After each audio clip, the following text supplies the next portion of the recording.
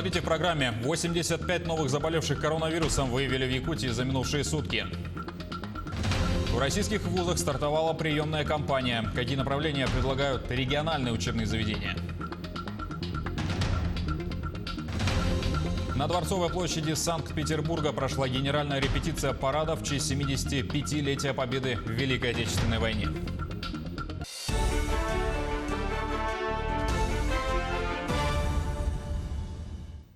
Продолжаем эфир новостями к этому часу. В Среднеколымский район вылетела оперативная группа для принятия мер по розливу нефтепродуктов. В состав группы вошли природоохранный прокурор, представители МЧС и службы спасения. В ходе проверки будет дана оценка соблюдению законодательства об охране окружающей среды, обеспечении безопасности объектов электроэнергии и законности действий должностных лиц.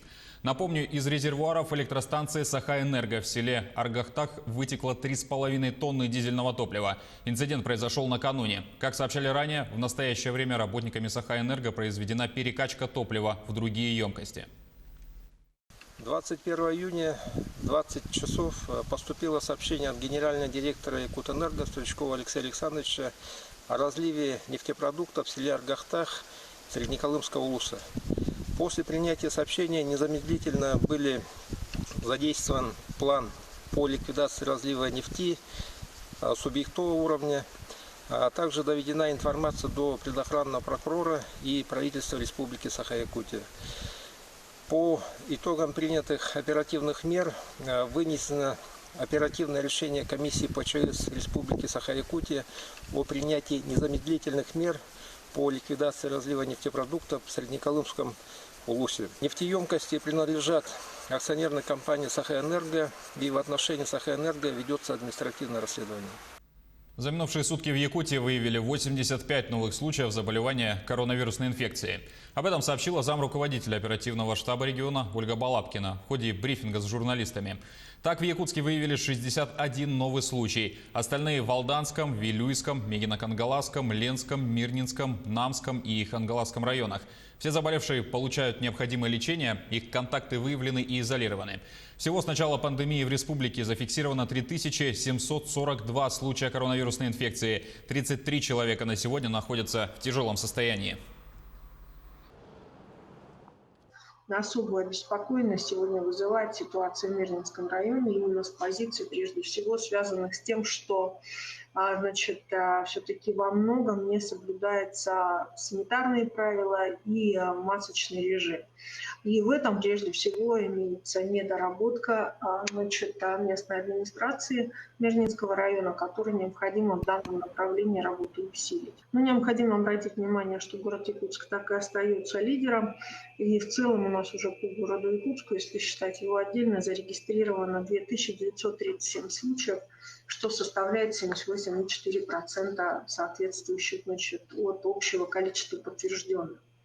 Сегодня необходимо обратить внимание на то, что за 21 июня у нас выздоровело 69 человек, и уже на настоящий момент выздоровевших у нас 2508 пациентов. Роспотребнадзор Республики Саха-Якутия опубликовал новые требования, которые предъявляются к пляжам, к местам отдыха, которые в обязательном порядке должны контролироваться органами местного самоуправления. Алгоритмы понятны, теперь задача непосредственно уже вводить в действие. В минувшее воскресенье официально открылись все гостиницы Краснодарского края. Это значит, что туристов не будут отправлять в обсерватор на 2 недели, как это было ранее. И официально можно уже планировать свой отпуск на морском побережье России. Что нужно знать, отправляясь на курорты, и когда разрешат полеты за границу, узнаем у Максима Кардозу. Сочи снова ждет гостей. Здесь отменяют обязательную самоизоляцию для всех приезжих в регион. И кажется, главный курорт страны ждал туристов как никогда. В городе обновили набережные, оборудовали пляжи, открылись летние веранды. Снимаются практически все ограничительные меры. Открываются торговые центры площадью до 800 квадратных метров, открываются гостиницы, отели и так далее. В общем, друзья, с 21 числа официально вы можете без всяких проблем приехать в город Сочи, отдыхать. Вода чистая, кристальная, прозрачная, купаться уже можно.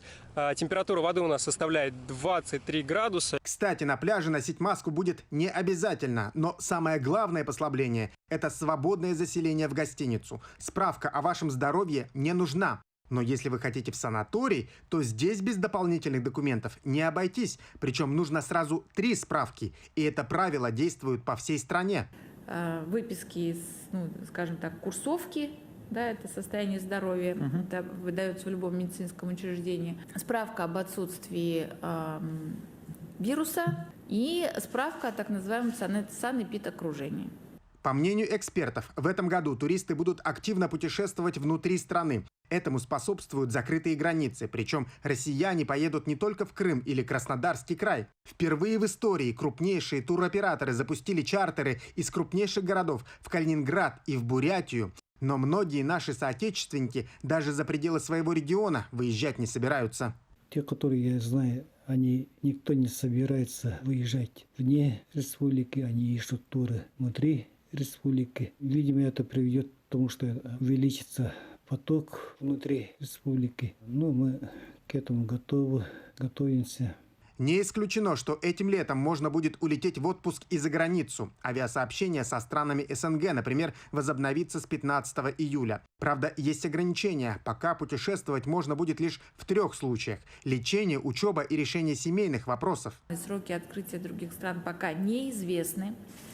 Хотя некоторые перевозчики уже продают билеты на регулярные рейсы с вылетами после 1 августа. Но, тем не менее, пока ничего не объявлено. Иными словами, мы можем предположить, что эти билеты, может быть, будут перенесены на более поздний срок, если с 1 августа ничего не открывается. Туристический бизнес – один из самых пострадавших от коронавируса. По мнению экспертов, к докризисным показателям отрасль сможет вернуться только в следующем году. А пока остается надеяться, что этим летом все-таки получится отдохнуть. Без масок, справок и других ограничений. Максим Кардозу, Москва, Якутск, Сочи. Между тем, в российских вузах стартовала приемная кампания. О новых направлениях в учебных заведениях города Мирного готова рассказать Марфирина Алексеева. Для поступления в высшие и средние специальные учебные заведения абитуриентам этого года никуда ездить и даже выходить из дома не нужно. Кроме того, выпускники смогут выбрать такие вузы, до которых в режиме реального времени, возможно, никогда и не доехали. Таким образом, абитуриент может подать заявление в 5 вузов и в каждом из них выбрать еще 3 разных направления. Аттестат и медицинскую справку поступающий должен предоставить в течение 1-го учебного года в выбранном университете. Мирнинский политехнический институт также принимает заявления онлайн через сервис поступи.svfu.ru. Есть кнопочка «Подать заявление», абитуриент туда нажимает и регистрирует свой личный кабинет. И все документы, это паспорт, прописка, самое главное, и документ об образовании в отсканированном виде загружает туда и может подавать документы. В случае, если нет интернета и так далее, то можно через Почту России отправить документы. А результаты ЕГЭ потом будут известны, и мы их уже сами из базы будем выявлять. Срок приема документов до 18 августа. Преимущество Мирнинского филиала – близкое расположение с промышленными предприятиями, в которых студенты проходят практику. Затем многие и трудоустраиваются. С институтом сотрудничают такие компании, как Алроса и Роснефть. В этом году предусмотрено 153 бюджетных мест. Это максимальное количество за последние годы. Также открыт набор на новые востребованные направления. По очной форме обучения это математическое обеспечение и администрирование информационных систем. И второе направление – это педагогическое образование с 2 профилями подготовки: иностранный, в частности английский язык, и информатика. Количество педагогических работников зависит тоже от количества обучающихся. И в связи с этим возникает необходимость именно в наличии преподавателей, вернее педагогов, учителей, которые не только как раньше по одному предмету, а могут преподавать несколько предметов.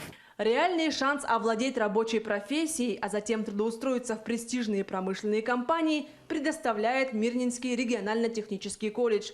В этом году колледж предусмотрел 445 бюджетных мест. В Мирном, это как мы называем головном учреждении, направление подготовки или профессии, специальности, это у нас в основном традиционные, которые мы из года в год набираем. Один из наших филиалов, Светлинский, он наточен или направлен на теплоэлектроэнергетику, поэтому все набираемые группы связаны с данной профессией, направлением подготовки. Айхал Удачный, они тоже по направлению горнодобывающей отрасли своего региона. Подробнее знакомиться с правилами приема документов и перечнем специальностей можно на официальном сайте колледжа. Прием документов осуществляется через портал образовательных услуг республики. Для того, чтобы подать заявление, нужно иметь электронную почту, читабельное фото или сканированные копии документов. Марфирина Алексеева, Артем Алексеев. Мирный.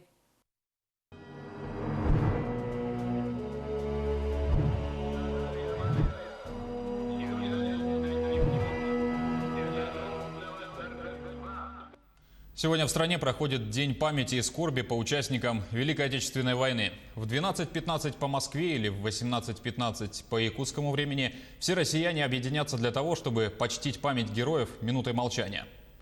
В поселке Хандыга Тампонского района проживает 98-летняя защитница города-героя Ленинграда. Воспоминания о тяжелом военном времени она рассказала Марии Винокуровой. Среди наград ветерана Великой Отечественной войны Любови Николаевны Калабиной медаль за оборону Ленинграда самая значимая. Когда началась война, ей было 19 лет. Служила разведчиком в отдельном зенитном дивизионе противовоздушной обороны. Второй дивизион Любовь Николаевны в 1942 году стоял на обороне при массовых налетах вражеской авиации на оборонные объекты станции Вайбакала, а в 1943 году отстоял Волховскую ГЭС, мост через реку и железнодорожный узел города Волхова. Электроэнергия Волховской ГЭС поступала в блокированный город. Волхостроевский железнодорожный узел стал одним из основных пунктов, через который проходила в 1941-1943 годах дорога жизни. 43-й конец. Сильно были налеты большие. Самое трудное было. И сначала они летали самолеты такие тяжелые, бомбардировщики. А потом в конце у них трудно стало у них. Стали они пускать такие самолеты, тяжелые бомбардировщика, называли Хенкель-111. За боевые подвиги по защите воздушных рубежей Ленинграда зенитная батарея Любови Николаевны получила звание гвардейской. За войну было сбито 19 вражеских самолетов. В этом году фронтовому ветерану Великой Отечественной войны Любови Николаевне Калабиной исполняется 99 лет. Она живой пример мужества, доблести и чести. Любовь Николаевна, несмотря на возраст и болезни, старается сохранять бодрость духа и оптимизм. Такая солдатская закалка. Мария Винокурова, Хандыга, Тампонский район.